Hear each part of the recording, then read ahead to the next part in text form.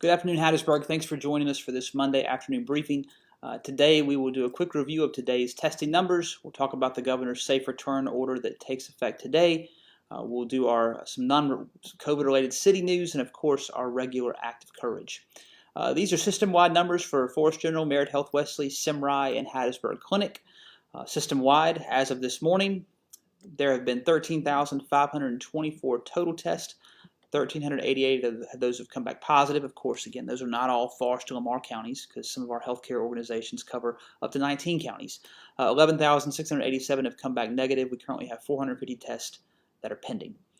In the hospital right now, we have 38 patients between Merritt Health Wesley and Forest General who are positive for COVID. That's just over one underneath the 14-day average. 3 patients right now are under investigation for COVID but have not yet tested positive. In the ICU, of course, these are the most acute patients that require the most specialized care. 16 patients are in the ICU for COVID.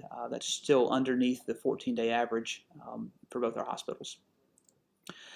And this is the trend line over the last couple of months. And as you can see, from about the third week of April until now, we've stayed between 35 and 41, except for one spike last week up to 44 in terms of hospitalizations.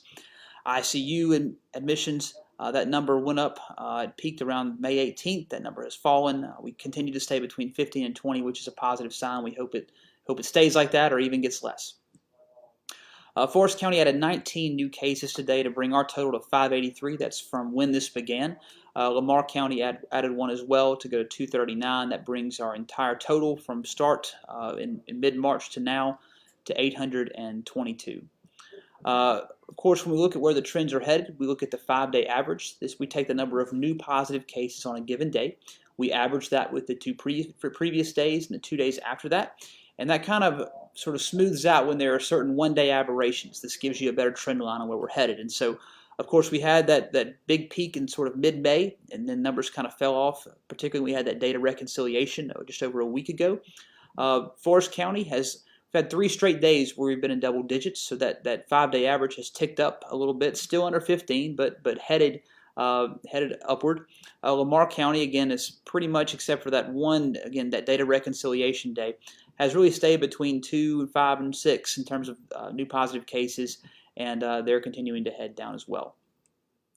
When we talk about the idea of who has recovered from COVID, again, the CDC guidelines for recovered require 2 additional negative tests after someone has had COVID. So what our local clinic does is they say who has tested positive in the last 14 days, understanding that this disease typically has a 14 days or fewer life cycle unless there's an adverse reaction. And so the number of people who have tested positive in the last 14 days is a very rough estimate, but it gives you kind of an idea on the number of diagnosed infected people who have active cases in your community. And so right now that number is at 141 in Forest County. The number outside of 14 days, however, factoring in those who still might be in the hospital, factoring in those folks who unfortunately have passed away, that number gives you an idea of the number of people who have survived or recovered from COVID. And right now in Forest County, that number is at 404 in terms of the people who tested positive outside of the last 14 days. Lamar County, 64 folks have tested positive in the last 14 days. Again, that's an idea of how many folks might be active in that community. 170 have tested positive outside of the 14-day. Again, Lamar County's had 5 deaths, and so the 170 might be a good idea of the number of folks who have recovered or survived. This is kind of a snapshot each day of what that past 14-day average is in terms of who tested positive in the 14 days prior to that. And of course, we saw a big peak around May 18th, and so since then, that number has continued to fall off. It fell off by a larger amount toward the end of last week because we had 3 big days that came off the 14-day window. Of course, now with 3 days in a row of double-digit increases, our 14-day average in Forest County is starting to tick up while the Lamar County stays the same. But if we can stay around that 150 or fewer, we're going to be doing well in terms of kind of trying to keep this contained even as we open things up. And again, it's about the more we test, the more we can kind of get folks isolated early so we don't have more community spread. So our goals right now, we want to continue protecting the vulnerable populations. Those are people over 60 or people with underlying health conditions. We want to prevent overrun of the healthcare system by slowing the spread. And I'll tell you why that's important. Last week we talked about this. We had several folks in the ICU.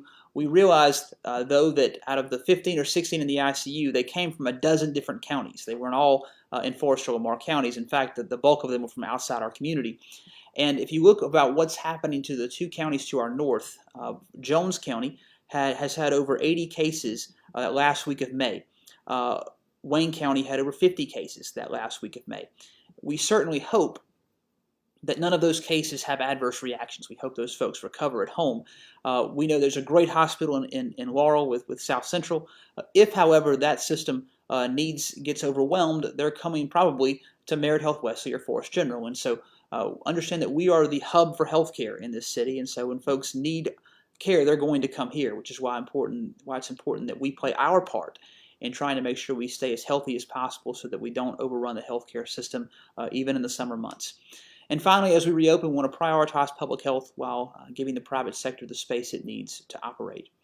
4 factors guide that reopening process. Of course, the widespread availability of testing. The C.E. Roy Community Center was open again today, and I think if you listen to Governor Reeves' briefing today, he said if you are in doubt at all, go get a test. We have ample supply right now. In fact, they tested every nursing home patient and staff member last week, a tremendous feat for our healthcare system. And so we want to make sure that if you're in doubt, go get a test. Secondly, the wearing of masks. And just a reminder that even though we are in this new safe return, if you're an employee in the city of Hattiesburg and you work around other employees or you work around the public, you do have to wear a mask. And if you're a customer and you're going into a retail shop or a barber shop or salon or a spa, you have to wear a mask there as well. And I particularly want to thank our churches, many of whom opened up this past Sunday, yesterday, for services for the first time in a long time.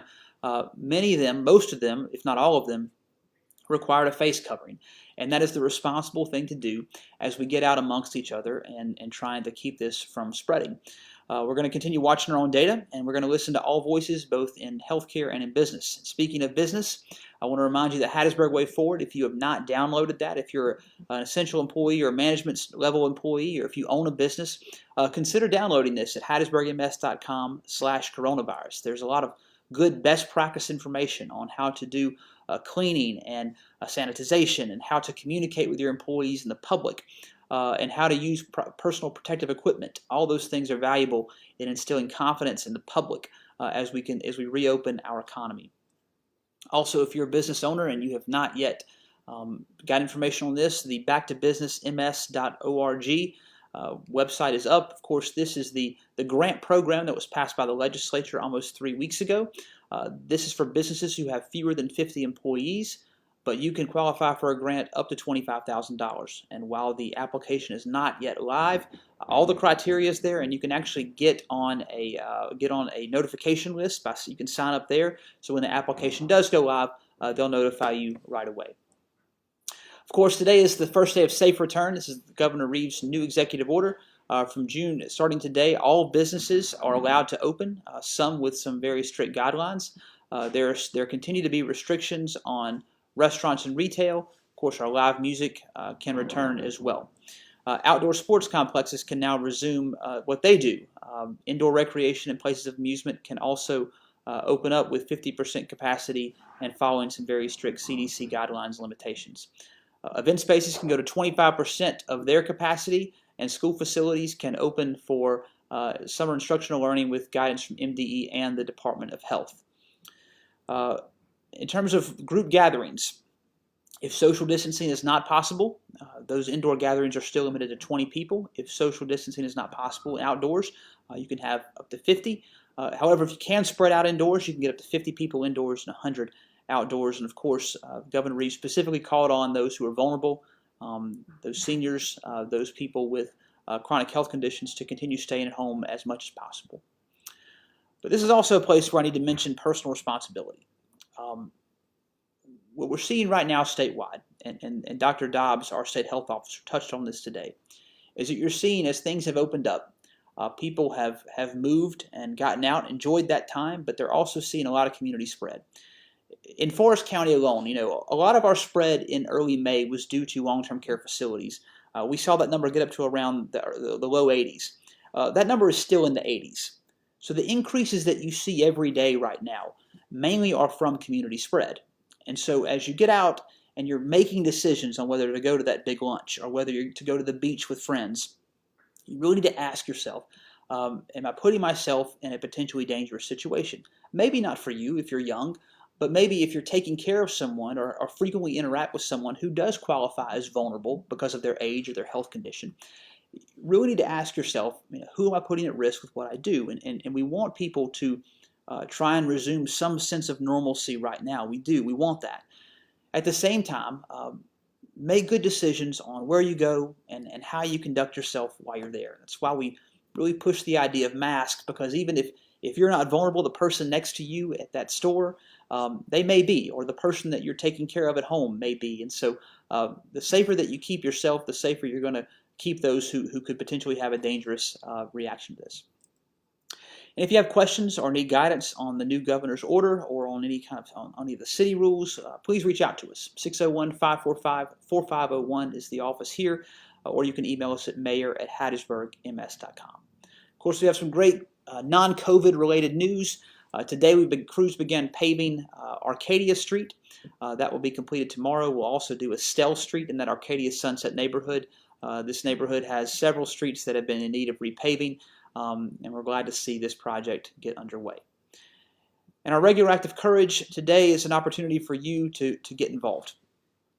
Since COVID began, we've had some really significant shortages in our blood supply. People are understandably more concerned about going into a healthcare facility. Main Street United Methodist Church, however, is hosting a blood drive this Wednesday, June 3rd, from 2:30 to 6:30, and you can be part of that. They're located at 712 North Main Street. You can make an appointment by going to bloodhero.com, and using the sponsor code MSUMC. We really do need people to amp up their blood donations during this time, because even regardless of all the COVID, hospitals still have their regular trauma cases, and we need to make sure they have what they need. So book an appointment, and we'll see you Wednesday, June 3rd, 2:30 to 6:30 at Main Street United Methodist Church in their fellowship hall. And as we get the week started, remember to wash your hands, take care of yourself mentally, physically, wear a mask if you go out in public, please. Do only what is essential, and remember, you're safer at home. Have a great week.